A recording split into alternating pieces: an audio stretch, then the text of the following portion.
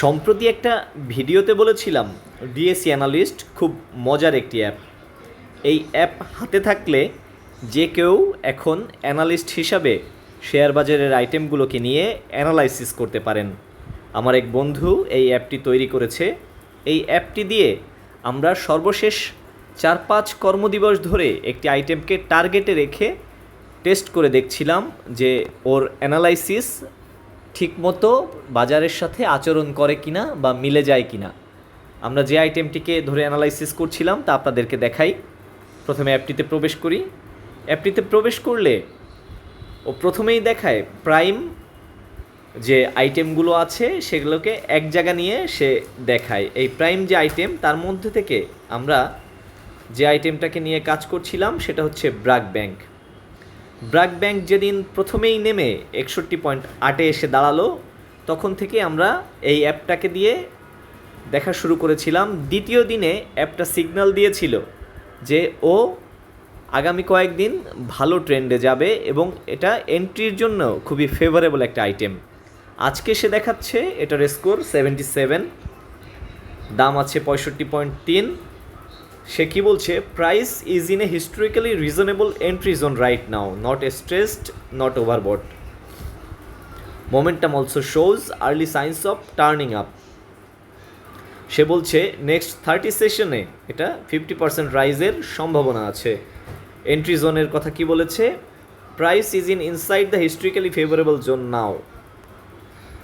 আমরা যেটা দেখে টার্গেটে ওকে রাখা শুরু করেছিলাম, এই যেদিন ও নেমে ওর 200 ডে ট্রেড এভারেজ যে কমলা লাইনটা নিচে দেখা যাচ্ছে, এই কমলা লাইনের কাছাকাছি এসে 61.8-এ সে রিভার্স করা শুরু করলো, 61.3-এ।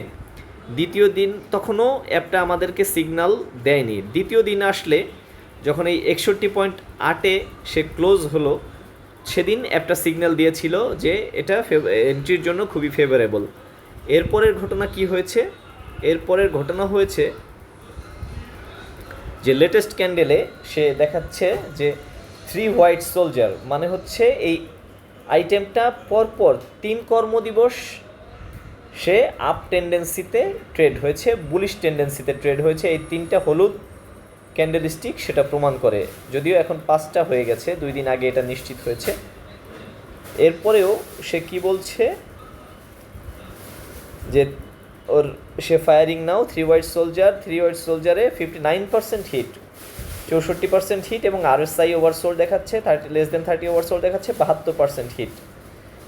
তারপরে আজকে যেটা হয়েছে ফেভারেবল আরেকটা কন্ডিশন, ব্লক ট্রেডে 173.7 মিলিয়ন টাকার 19টি ব্লক ট্রেড হয়েছে।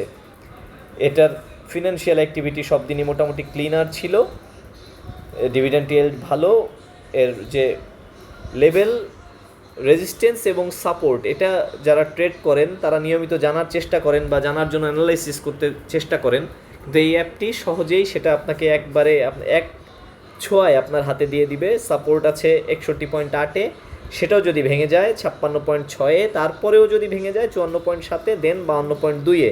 আর রেজিস্ট্যান্স আছে কোথায় 67.3-এ, তারপরে 69.6-এ এবং এরপরে 75.7-এ।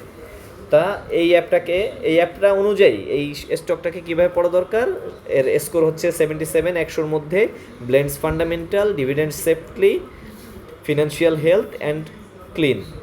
হায়ার, যত হায়ার হবে তত স্ট্রঙ্গার অ্যান্ড ক্লিনার।